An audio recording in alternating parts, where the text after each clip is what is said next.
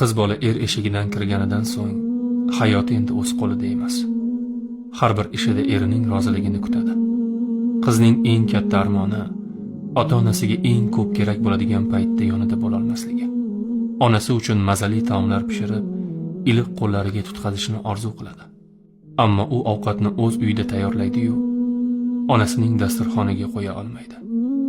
Yuragi borsa ham oyoqlari bora olmaydi. Onasi kasal bo'lsa qizning ko'ngli hech narsadan huzur topmaydi.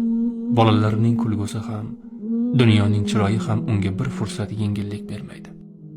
Sayohatga chiqsa ota-onam ham birga bo'lsa edi deb yuragi orzulaydi. Ota-onasining biror narsaga muhtojligini biladi. Yuragi cho'ntagidan chiqarib uzatishni xohlaydi. Lekin ko'pincha erning qo'liga qarab qoladi. Xo'p deydimi deb ichida o'ylab yuradi. Ota-onasiga ochiq yordam bera olmasligi unga alam qiladi. Qiz farzand bo'lish aslida juda qiyin. U yuragida doimo ikki olamni ko'tarib yashaydi.